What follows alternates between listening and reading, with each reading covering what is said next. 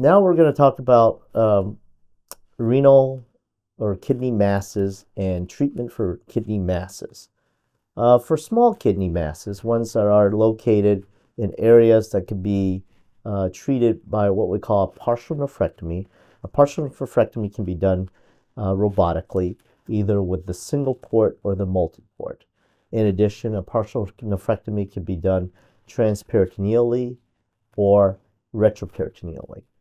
That is all dependent on the size, location of the kidney mass, as well as the patient's uh, past medical history and also renal function. Um, in a robotic partial nephrectomy, small incisions are made through which there are cameras and instruments that will go into the area of the kidney. The first part is to identify the anatomy of the kidney, looking for the ureter and the blood supply, which is the renal hilum, the kidney artery and kidney vein. Sometimes there are multiple kidney arteries and multiple kidney veins. We need to identify all those before we start the surgery, the true part of the surgery, which is to remove the kidney mass. The kidney mass could be a kidney cancer or something that's suspicious for a kidney cancer. So my analogy to this is that before you go digging around your backyard to to to cut out or to excavate a hole for a pool, or you're planting trees or something, you need to make sure you know what's in the ground. You need to know where your wires are, your cables are, and also, very importantly, your pipes.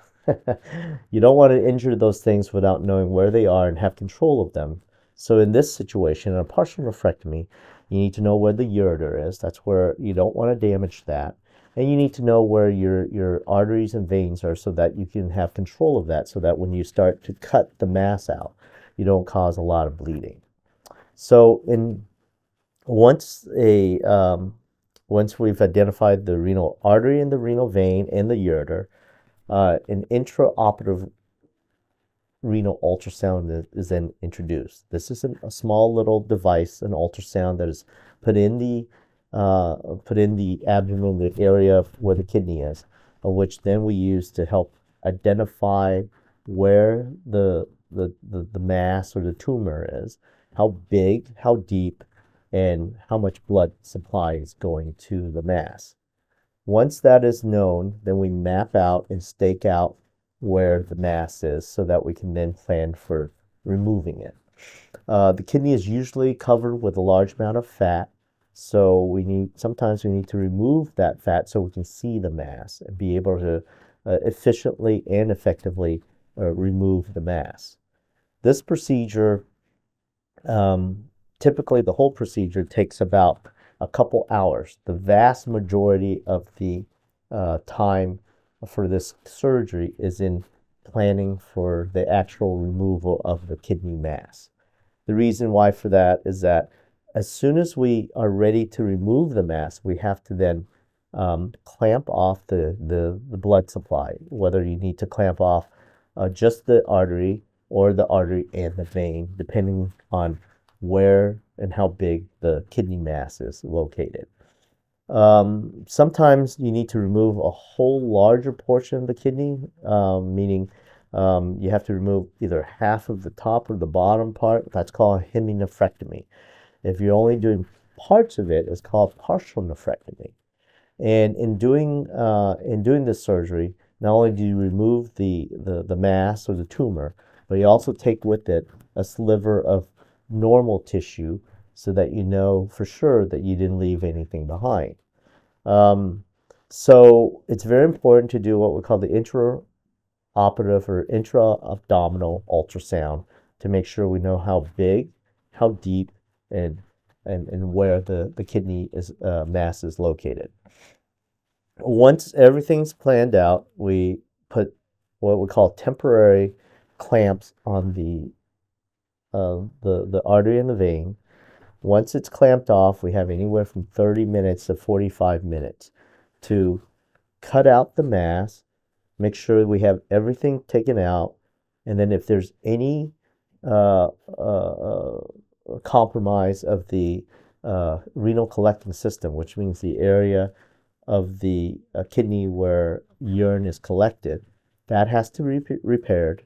And then any blood vessels that are large, that needs to be repaired too, so that when we unclamp the kidney, it doesn't continue to bleed. So not only do we need to repair the collecting system, we also then have to close up any blood vessels, arteries, or veins. And once that's closed up, then you have to close up the defect, meaning you cut a chunk of the kidney out, then you have to close the kidney, what's called renorrhaphy. Once that is done, then we unclamp the kidney blood vessels and check to see if there's any bleeding.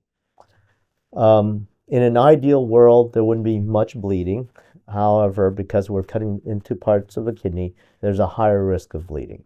There may be anywhere from a few cc's or milliliters of blood to a few hundred to up to 1,000 milliliters of blood. So during this procedure, we have to be ready, or I have to be ready to transfuse if needed. But on the majority of the time, during a partial nephrectomy for me, it's less than 200 to 300 milliliters of blood, not enough for a transfusion.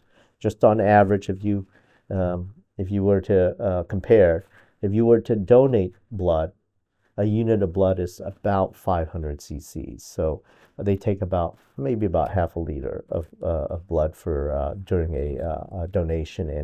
And when you're in this procedure, you're losing about maybe enough for a donation of blood. So it's not a very large amount of blood loss, and often the body doesn't see any difference, and also often patients don't need to have any transfusion during the surgery. The second part is how long the kidney supply is clamped off. Kidney blood supply is clamped off. Typically, we like to keep it, or I like to keep it less than 30 minutes. I know, and studies have shown that if you clamp the kidney off for less than 30 minutes, there's minimal or no damage to the kidney in the long term. Just like if you were to tie a tourniquet or a rubber band around your finger, if you tie it, tight enough and you leave it on for 5-10 minutes, it'll be fine, and maybe even 30 minutes. But if you leave it on for longer, you might lose your finger or your fingertip because the blood supply is compromised. Same thing with the kidney. So that's a robotic partial nephrectomy. That typically takes, like I said, about a couple hours. Some patients, depending on how big or small their their tumor is, they may be able to go home the same day. Often patients are staying overnight to be monitored. We monitor for blood loss and kidney function.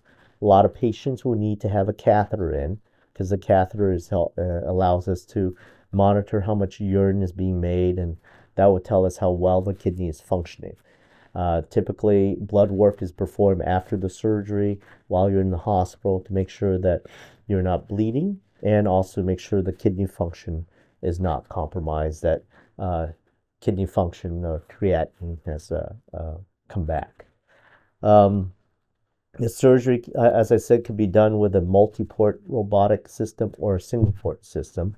And again, the less number of holes or surgical site, possibly less pain or less recovery time. All the incisions, again, are closed with buried dissolvable stitches on the inside, and then a skin glue on the outside.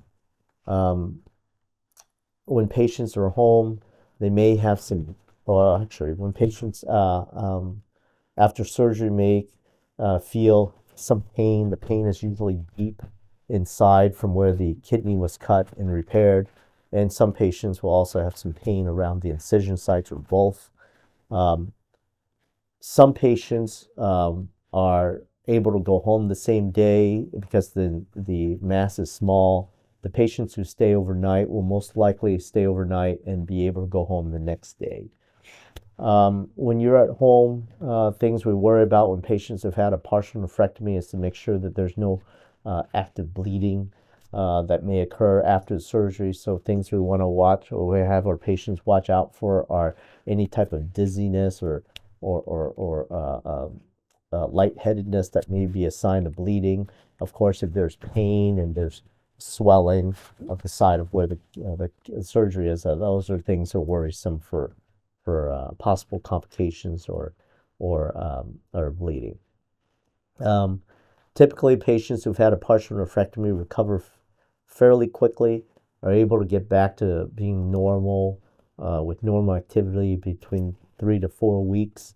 We don't recommend strenuous activity or any type of heavy lifting for at least 4 to 6 weeks. So things you can do around the house, maybe nothing greater than 30 pounds of lifting will be fine, but anything greater than that, such as manually mowing the lawn or shoveling snow or chopping wood, we don't recommend that.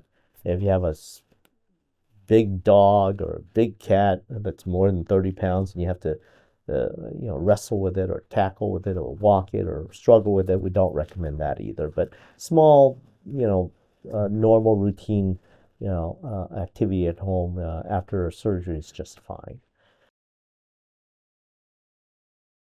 Nephrectomy is when we take out the kidney. Nephrectomy is Nephrectomy is usually performed for large renal masses that are highly suspicious or has been proven to be a kidney cancer. A nephrectomy means removal of the whole kidney. This can be performed either laparoscopically or robotically, and that depends on how big the mass is and in the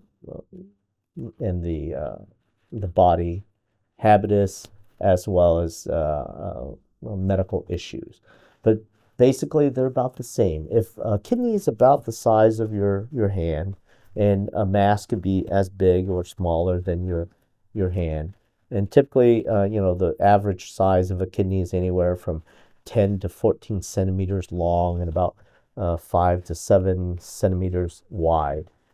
So in removing a kidney for kidney cancer, it can be done laparoscopically or robotically. Again, through small incisions and a camera, we go in, or I go in, find the kidney and the ureter, carefully separate and identify the ureter, find the renal or the kidney veins and arteries, as well as the adrenal gland that's located next to the kidney, just right on top of the kidney. Once those structures are identified, the kidney artery and vein are then clipped or stapled off, and then the kidney then be detached from the surrounding tissue and organs. Whether I take the adrenal gland or not is dependent on the location and the size of the kidney mass or cancer.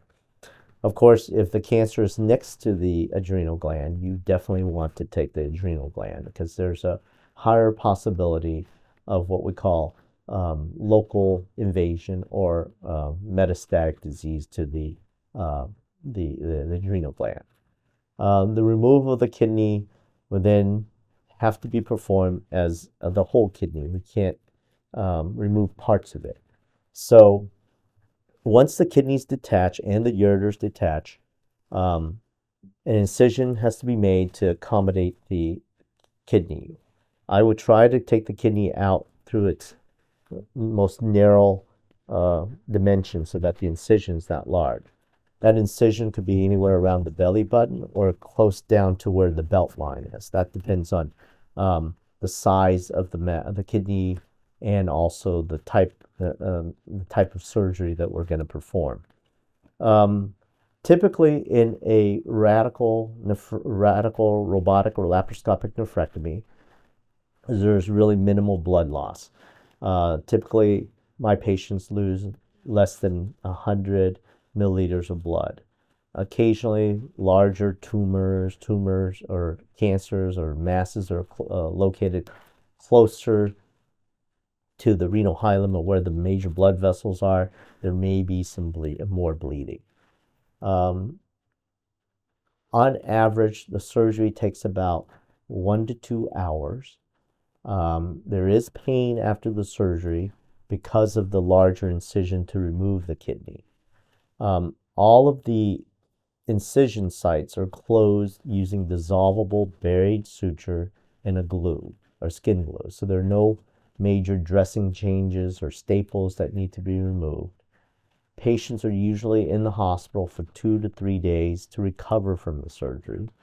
And total recovery time for a radical laparoscopic or total nephrectomy is about 4 to 6 weeks. And this is something I do on a regular basis for people with kidney cancer or renal or kidney masses that are highly suspicious of kidney cancer. Nephroureterectomy, or a robotic laparoscopic nephroureterectomy, is removal of the kidney and the ureter all the way down to the bladder. Typically, this is for cancer or tumors or cancers that are proven to be within the renal collecting system or the renal pelvis, the area of which the urine's collected within the inner portion of the kidney, and the ureter, the tube that drains the urine down from the kidney to the bladder. Because the cancer is the cancer of the lining of this area, both the inside of the ureter and the renal pelvis. If you have cancer in the renal pelvis or the ureter, you have to remove not only the kidney, the ureter, but all of it as it goes into the bladder, because the ureter also buries itself within the walls of the bladder. So in this surgery, we use the robot or laparoscopic approach to take out the kidney, free up the ureter, and as it goes into the bladder, we cut the ureter and a bladder cuff, which is a portion of the bladder where the ureter is buried, and removed all that. And then the hole that's in the bladder will need to be sewn up and closed. And because the bladder has to heal up, the catheter needs to be placed, and the catheter stays in for about 10 to 14 days to let that removal of the bladder cuff to heal up. Again, the surgery is about a couple hours, maybe 2 to 3 hours. The incisions, again, are made about this big, depending on the size of the kidney, to remove the kidney and the ureter and the bladder cuff.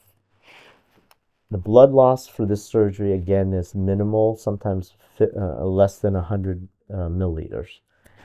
Patients, again, will be admitted to the hospital. They are usually in the hospital for 2 to 3 days to recover from the surgery. And of course, as I mentioned before, the catheter needs to stay in to allow the bladder to heal up, and patients will most likely go home with the catheter and then return to the office for the catheter to be removed about 10 to 14 days. Sometimes after the surgery, to make sure that the bladder has healed up, an x-ray will be performed before the catheter is removed, and that's called a cystogram. A cystogram is to make sure that the bladder has healed up and that it's safe to remove the catheter, the Foley catheter, so that urine doesn't leak out through that hole that the bladder cuff was removed.